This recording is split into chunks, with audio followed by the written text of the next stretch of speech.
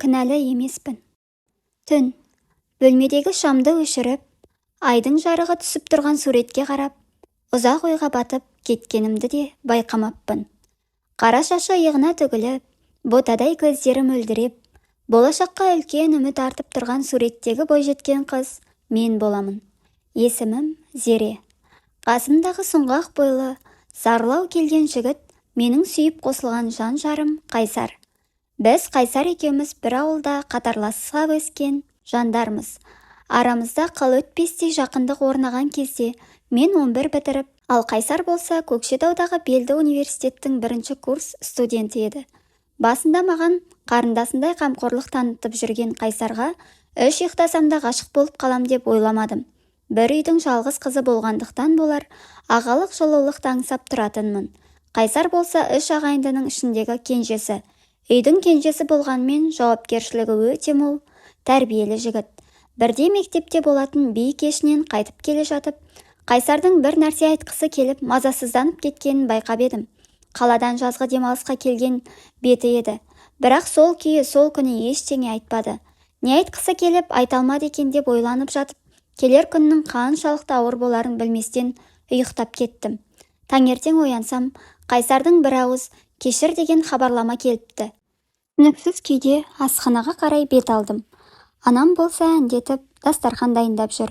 Кенет мені көріп, қызым, сүйінші, Ахмет ағаңның баласы Қайсар ше? Сол келін алып келе жатыр екен. Бұйырса кешке қарай келеді. Айсұлу хабарласып, көмектесіп жіберуімізді өтінді. Тездетіп шайыңды ішіп ал. Сосын барып жәрдемдесейік деп, бәйек болып жүр. Шыны керек, қатты қуандым. Қайсар ағамдай, демек, жеңгелі болдым деп, іштей марқайып қалдым. Дәл сол күні бұл күн мен үшін ең қаралы, ауыр күн боларын менің бала жүрегім қайдан білсін байғұс. Бірақ не үшін маған кешір деп жазды екен? Үйленетін маған неге кеше айтпады деп, іштей ойға батырып отырып, шайымды да ішіп алдым. Анам екеуміз шашуымызды алып, Айсұлу апаның үйіне бет алдық. Жолда анам, ей қыз, осы Қайсар неге асықты екен? Әлі жас, оқуын бітірмеді, жұмысы да жоқ. Аздап аяққа тұрып алмады ма екен? Қазіргі жастарды түсінбейсің тегі деп сөйлеп келеді. Енді махаббат қой, бір-бірін сүйіп қалған шығар. Онда тұрған не бар деп, анаммен әзілдесіп Қайсардың үйіне де жеттік. Айсұлу апа қуанышы қойнына сыймай жүгіріп жүр. Мен де қолымнан келгенше Қайсардың екі жеңгесіне көмектесіп, алып шып жүрмін. Кеш батты. Айсұлу апа, ауылға кіріп келеді, келе жатыр. Тездетіңдер деп аласұрып, ақ орамалын алып үйден дарбазаға қарай жүгірді. Келінді алып келді. Ай десе аузы бар, күн десе көзі бар. Әп-әдемі қыз екен. Бетіне орамалы жабылып, оң босағаны аттаған бұл бойжеткен тағдырының сыңағы бұл жаққа айдап әкелгенін қайдан білсін. Бәрі қуанып тойлатып жүр. Жаңа түскен келін данадан бақыттан бал-бұл жайнайды. Тек Қайсар ғана сол күні көңілсіз жүрді. Сол жерде оны байқаған жалғыз мен емес дедім. Жұрттың бәрі Қайсарға не болған? Үйленіп жатқан адамға ұқсамайды деп гу-гулесіп кетті.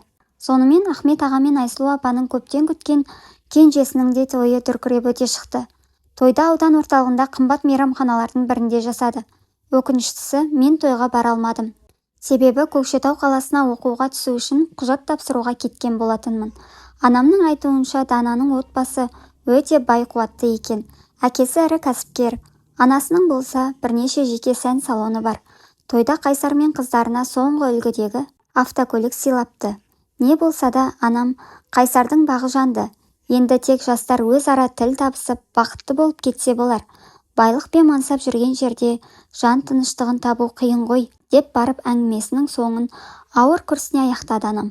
Той өткеннен кейін бірде көшеде құрбым айымды кездестіріп қалып едім. Тойдағы барлық қызықтарды айта жөнелді. Сөз арасында Қайсардың мені іздегенін, айымнан мені сұрағанын тілге тиек етіп қалды. Одан қалса той біткенше Қайсардың қабағы ашылмады.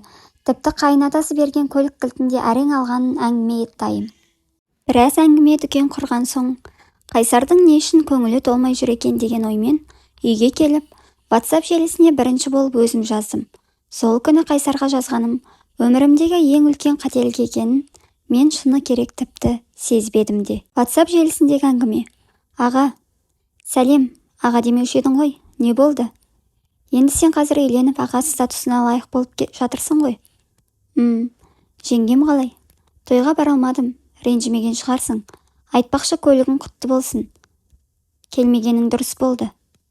Неге? Түсінбедім. Ұзақ үнсіздік. Бұл сұрағыма жауап бермеді. Іштей ренжігендей болдым. Мені тойында көргісі келмегені қалай? Маған ағамдай болып қамқор жанашыр болып жүрген адам неге әп-сәтте өзгеріп кеткен деп ойлап қойдым. Артынан, бұнысы да дұрыс шығар. Қазір бұрынғыдай бойдақ емес. Аға мен қарындастай болып кеткенмен, қанымыз бөлек, туыстық жақындығымыз да жоқ, деп ренішімді түсінігіме бағындырып алдым. Сол күнгі әңгімеміз осылай аяқсыз қалды. Осылайша арада бірнеше апта өтті. Қайсар қайынатасы әперген көлікпен ауыл мен қала арасына адам тасымалдап, нәпақасын тауып жүрді. Арасында көшеде Дананы кездестіріп қалатынмын. Жүзі жылы, артық ауыз сөзі жоқ, тек аман саулық сұрасатынымыз болмаса, бұлайша жақын араласпадық. Дана менімен түйдей құрдас еді. Анам, Зере, анау Қайсардың келіншегімен құрдас екенсіңдер. Жақын араласып, сырласып тұрыңдар. Мына жақсы танитын ешкімі жоқ қой, жалғызсырап жүрген болар, деп айтып жүрді. Бірақ Данамен жақын араласудың реті келмеді. Себебі ол кездерде Қайсар маған біртүрлі суық қарап жүрді. Көріп қалса амандаспайтын болып алды. Біраз уақыт ренжіп жүргенмен артынан назар аудармайтын болдым. Бірде анам екеуміз шай ішіп отыр едік. Әкем кіре салысымен, ойбой, қарашаш, жұмыстан келе жатсам, анау Ахметтің баласы жолдың қақ ортасында удай мас болып жатыр. Тұрғызып әрең дегенде үйіне кіргізіп кеттім. Бұндай жоқ еді ғой, деп отырап кетті әкем. Қай баласы ол? Деді анам. Қайрат аға шығар, Қайсар ішпейді ғой, деп мен сөзге араласа кеттім. Қызым, сол Қайсардың өзі, деді әкем. Анам екеуміз таңырқай әкеме қарадық. Себебі Қайсардың бұндай қылығын бұрын-соңды көргенде, естігенде жоқ едік. Сол бала үйленгеннен бері біртүрлі болып жүр. Әлде келін бала жайсыз ба екен? Деп анам сұраулы көзбен әкеме қарады. Келесі күні түс ауа үйге Айсұлу апа келді. Шамасы анаммен жер тарқатып, әңгіме дүкен құруға келген болар деп ойладым да, асханаға барып шай қамына кірісіп кеттім. Қонақ бөлмеде отырған анам мен Айсұлу апаның әңгімесі құлағыма анық естіліп жатыр. Анам, келінің алып, қолың ұзарып, бір демалып қалған шығарсың.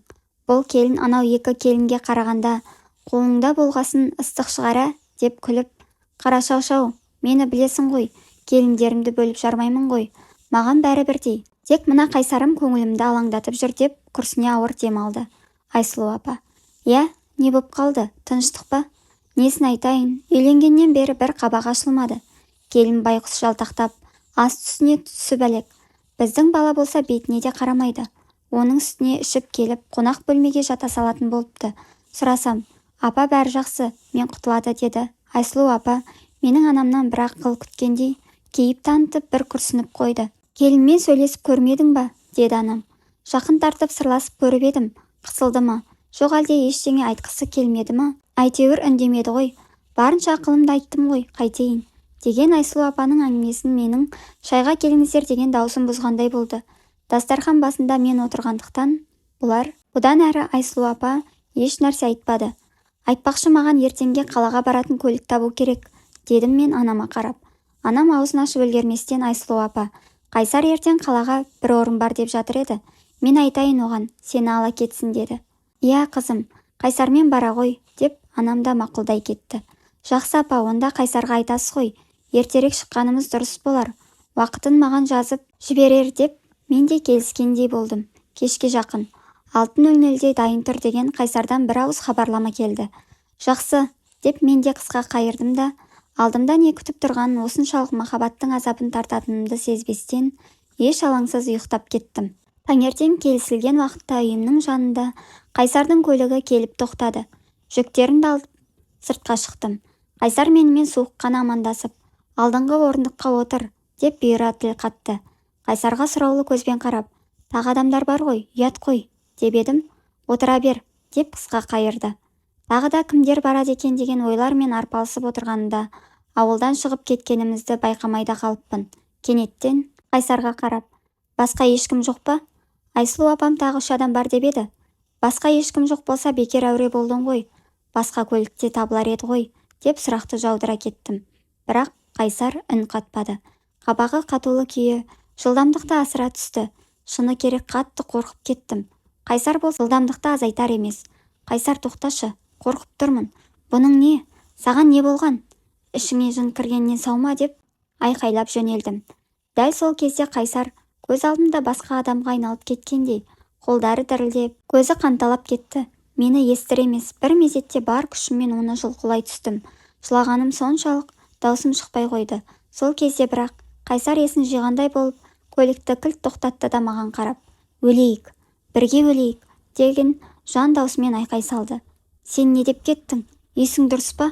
Өлгені несі? Сен жынданайын деген шығарсың деп, өксігім тамағыма қарай тығылып көліктен шығып, өзенге қарай жүгіре жөнелдім. Қанша уақыт өткенін нақты білмеймін, бірақ гүрілдеп ағып жатқан өзенге қарап ұзақ тұрдым. Әлсін-әлсін артыма қарап қоямын. Жолдың үстінде машинасынан 1-2 метр әріде Қайсар да басы жерге салбырап үнсіз отыр. Қатты қорыққаннан болар, аяқ-қолымның дірілі басылар емес. Сан ойдың арасында шырмалып қалдым. Ол кезде болып жатқан жағдайды саралап түсінетіндей халде емес едім. Бірақ жүрегім басқаша соға бастаған іштей сезгеніммен, бой көтеріп келе жатқан сезімге мойынсұнбадым. Не істерімді, не ойларымды білмей тұрғанда жаныма Қайсар келді. Зере, деді жай ғана. Үндеме, Қайсар, дедім әңгіменің немен жалғасатынын сезгендей. Мен тозақтың ішінде жүргендеймін, деді Қайсар көзі жасаурап. Мені үйге апаршы, ешқайда бармаймын. Көрмегенім енді сен болсын, дедім. Даусым бұл жолы өктем шықты. Қадамдарымды тездетіп көлікке барып отырдым. Үйге жеткенше екеуміз де үн қатпадық. Тек есік алдына келіп, көліктен түсе бергенде ғана Қайсар, апаларыңа көлік бұзылып қалды, қалаға жете алмайтын болдық дерсің, деді. Үндемедім. Жүктерімді алып аулаға кіре беріп едім. Алдымнан анам мен әкем шығып, аң-таң болып қалды. Әкем, қызым, тыныштық па? Иә, әке, ауылдан шыға бергенде көлік бұзылып қалды. Мен бөлмеме барып демалайын, дедім де үйге кіріп кеттім.